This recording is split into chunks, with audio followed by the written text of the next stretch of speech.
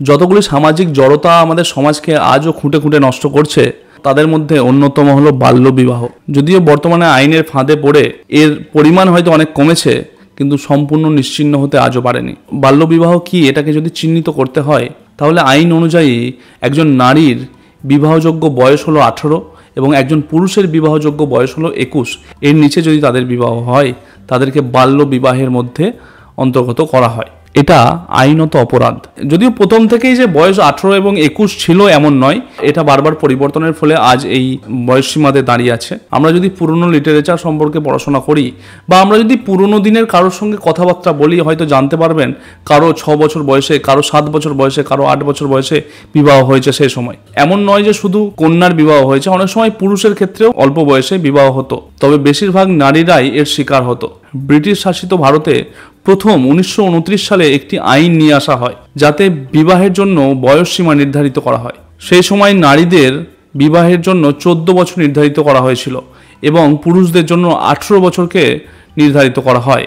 স্বাধীনতার পর নতুন আইন অনুযায়ী সেই বয়স বেড়ে হয় নারীদের জন্য 15 বছর এবং তারপরে 1978 সালে আবার পরিবর্তন করে এই 18 বছর এবং 21 বছরের কনসেপ্টটি নিয়ে আসা হয়। দেখুন, সমাজের অন্যান্য জড়তার মতো বাল্যবিবাহকেও শুধুমাত্র আইন করে বন্ধ করা সম্ভব নয়। তার জন্য আগে জানতে হবে বাল্যবিবাহের কারণ কি এবং তা নিয়ে সচেতনতা বার্তা ছড়াতে হবে সমাজে। যদি আমরা কারণ বিচার করি তার অনেকগুলি কারণ আছে। যেমন প্রথম কারণ হলো রক্ষণশীল সমাজ। আমাদের এই সমাজে যৌন সম্পর্ককে অনেক খারাপ চোখে দেখা হয় এবং বিবাহের পূর্বে যৌন সম্পর্ক তো একটা অন্যায়, সমাজের কাছে পরিবারের মান সম্মান খুইয়ে দেওয়ার মতো একটা ব্যাপার। অনেক পরিবার তার সম্মান রক্ষার জন্য, যাতে তার কন্যা অন্য কারোর সঙ্গে সম্পর্কে জড়িয়ে না পড়ে, সেই ভয়ে খুব অল্প বয়সেই তার বিবাহ সম্পন্ন করেন। দ্বিতীয় কারণ হলো দারিদ্রতা। অনেক দরিদ্র পরিবারে কন্যার বিবাহ দেওয়া একটা দিবা স্বপ্নের মতো। যখন হঠাৎ করে কোনো ভালো পাত্র বিনা যৌতুকে তার কন্যাকে বিবাহ করতে আগ্রহী হয়, তারা কোনো কিছু না ভেবে স্বপ্ন পূরণের আশায় তার কন্যার বিবাহ প্রদান করে। তৃতীয় কারণ যদি আমরা দেখি, সেটা হলো পুরুষতন্ত্র সমাজ এবং লিঙ্গ বৈষম্যের কারণে। এ কথা আমরা অস্বীকার করতে পারি না যে আজও আমাদের সমাজে লিঙ্গ বৈষম্য রয়েছে। অনেক পরিবারই এখনো কন্যা সন্তানকে বোঝা হিসেবে মনে করেন, তাই বোঝা যত তাড়াতাড়ি তার পরিবার থেকে নামতে পারে ততই তাদের মঙ্গল। এই কারণে অনেক সময় বাল্যবিবাহ হয়ে থাকে। চতুর্থ কারণ হলো নিরক্ষরতা। আমার পার্সোনালি মনে হয় চাইল্ড ম্যারেজ বা এরকম বিভিন্ন জড়তার জন্য মূল দায়ী হচ্ছে শিক্ষার অভাব বা নিরক্ষরতা। আজও অনেক মানুষ আছেন যারা এই আইন সম্পর্কে অজ্ঞ এবং তারা এই কথাও জানেন না যে অল্প বয়সে মেয়েদের বিয়ে দেওয়ার কারণে কি ক্ষতি হতে পারে। অনেকাংশে মনে করেন 16 তো হয়েই গেছে বা 17 তো হয়েই গেছে, মেয়ে আমার বড় হয়ে গেছে, কিন্তু এই কথা কিছুতেই তারা বুঝতে পারেন না যে কেন 18 বছর নির্ধারণ করা হয়েছে। নির্দিষ্ট তো কোনো কারণে করা হয়েছে। এটা শিক্ষার অভাব ছাড়া আর কিছু নয়। এবার বাল্য বিবাহকে কেন বারবার আমরা অন্যায় বলছি, তারও তো কিছু নির্দিষ্ট কারণ থাকবে। চলুন আমরা সেগুলো আলোচনা করি। প্রথম যে কারণটা, সেটা সব থেকে বড় এবং সেটাই মারাত্মক, স্বাস্থ্যগত ঝুঁকি। কম বয়সী নারীদের যখন বিবাহ হয় তাদের দৈহিক গঠন অসম্পূর্ণ থাকে। তার ফলে যৌন সম্পর্কের পর তাদের জরায়ুতে বা গর্ভে কোনো না কোনো প্রবলেম সৃষ্টি হয়। অনেক সময় গর্ভাবস্থায় বা প্রসবের সময় ঝুঁকির সম্মুখীন হতে হয়। এর ফলে শিশুদের মৃত্যুর হার প্রচুর বেড়ে যায়। এমনকি গর্ভবতী নারীদেরও মৃত্যুর আশঙ্কা খুব বেশি। দ্বিতীয় কারণ হলো জনসংখ্যা বৃদ্ধি। চাইল্ড ম্যারেজের একটা বড় ইম্প্যাক্ট হয় উচ্চ প্রজনন হার, যার ফলে জনসংখ্যার হার দিনে দিনে বৃদ্ধি করে। তৃতীয় কারণ হচ্ছে শিক্ষার ব্যাঘাত। কম বয়সে বিয়ে দেওয়ার ফলে স্কুলের শিক্ষা থেকে বিরত রাখা হয়। এর ফলে যার বিবাহ হচ্ছে তার যেমন জ্ঞানের ঝুলি শূন্য থাকে, তেমনি তার পরবর্তী প্রজন্মের কাছেও জ্ঞানের প্রসার ঘটে না। আর চতুর্থ কারণ হলো পারিবারিক সহিংসতা এবং মানসিক আঘাত। অল্প বয়সে বিবাহের ফলে অনেকে যারা যৌতুকের জন্য বা অন্যান্য কারণে শোষণ এবং হিংসার শিকার হন, তারা প্রতিবাদ করতে সাহস পান না। তারা তখন শারীরিক এবং মানসিক দুইভাবেই বিপর্যস্ত হন, কারণ তাদের শিক্ষার অভাবের কারণে তাদের কর্মসংস্থান শূন্য থাকে। তাই তারা কোনোভাবেই সেই সম্পর্ক থেকে বেরিয়ে আসতে পারেন না। তবে আমাদের দেশে বর্তমানে এই চাইল্ড ম্যারেজের বিরুদ্ধে অনেক আইন প্রণয়ন করা হয়েছে, যেটা খুবই কার্যকরী। চাইল্ড ম্যারেজ নির্মূল করার জন্য বহু যুগ ধরেই বিভিন্ন মনীষী এর বিরুদ্ধে কথা বলেছেন এবং তার ফলস্বরূপ 20 শতাব্দী থেকেই আমাদের দেশে বাল্য বিবাহের বিরুদ্ধে আইন তৈরি হয়েছিল। আমাদের দেশে প্রথম আইন তৈরি হয় 1929 সালে। ভারতের ইম্পেরিয়াল লেজিসলেটিভ কাউন্সিলে চাইল্ড ম্যারেজ রিস্ট্রেন্ট অ্যাক্ট 1929 অর্থাৎ বাল্য বিবাহ নিয়ন্ত্রণ আইন 1929 পাশ হয়। এই একটাই মেয়েদের বিবাহের বয়স 14 বছর এবং ছেলেদের বিবাহের বয়স 18 বছর নির্ধারণ করা হয়, যেটা আমাদের দেশে 1930-এর 1 এপ্রিল থেকে কার্যকরী করা হয়। এই আইনের প্রবর্তক ছিলেন হরবিলাস সারদা। তার নামেই এই অ্যাক্টকে নামাঙ্কিত করা হয় সারদা অ্যাক্ট নামে।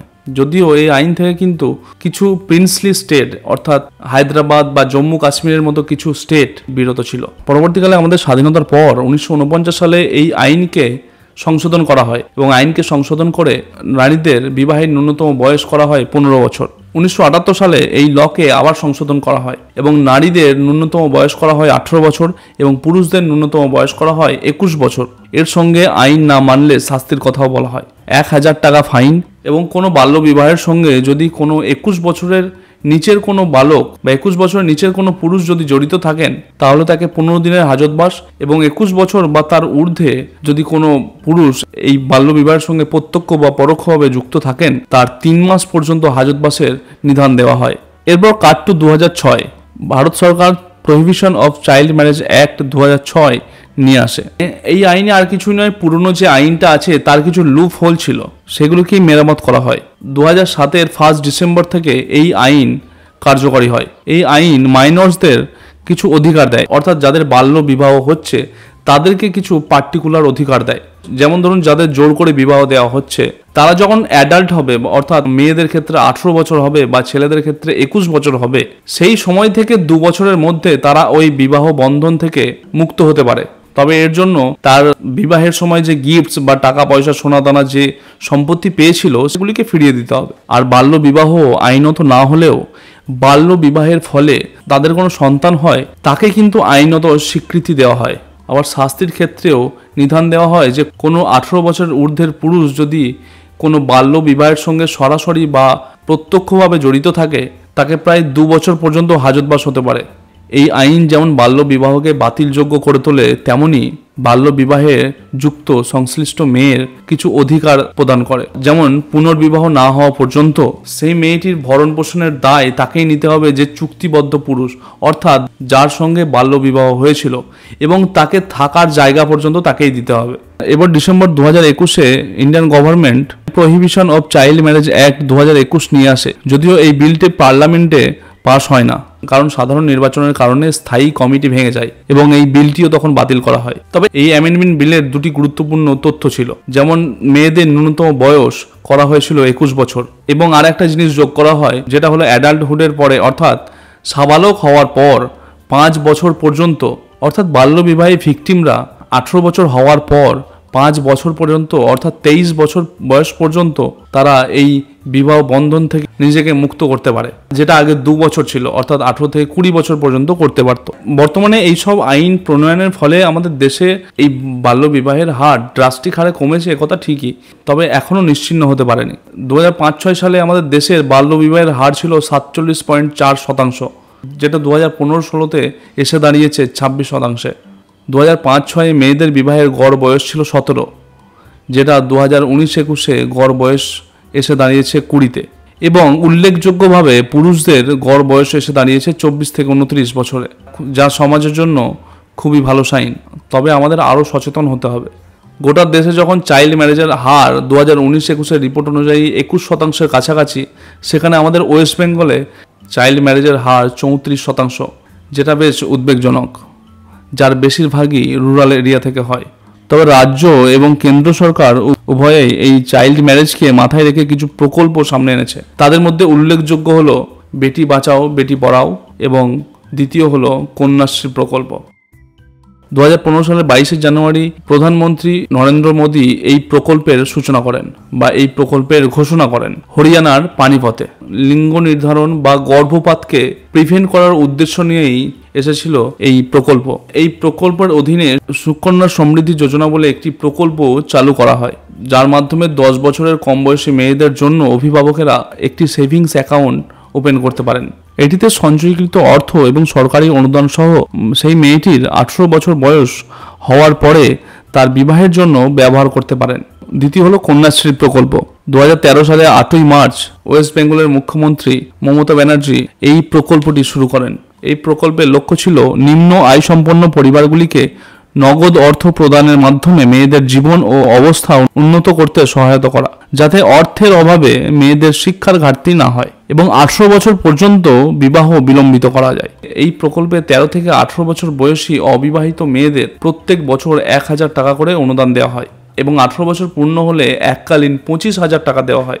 দেখুন, দুটি সরকারই নিজেদের মতো চেষ্টা করছে হয়তো এই চাইল্ড ম্যারেজকে বা বাল্য বিবাহকে প্রিভেন্ট করার, কিন্তু আমাদের মধ্যেও কিছু দায়িত্ব থেকেই যায়। আমাদের পর্ব আমরা আজ এখানেই শেষ করছি। আশা করছি আমরা এই ভিডিওর মাধ্যমে চাইল্ড ম্যারেজের ভয়াবহতা বা ক্ষতিকর প্রভাবগুলি আপনাদের সামনে তুলে ধরতে পেরেছি এবং এর জন্য তৈরি যে আইনগুলি রয়েছে সেগুলোরও কিছু ধারণা আপনারা পেয়েছেন এই ভিডিওর মাধ্যমে। কিন্তু মনে রাখবেন, প্রায় 21% বেশি নাবালিকা বা নাবালক এখনও এই বাল্য বিবাহের শিকার হচ্ছে, যেটা খুব ভালো সাইন নয় আমাদের দেশের জন্য বা কোনো দেশের জন্যই। যেমন সরকারের কিছু দায়িত্ব আছে, তেমন আমাদেরও নাগরিক হিসাবে বা সামাজিক জীব হিসাবে কিছু দায়িত্ব থেকেই যায়।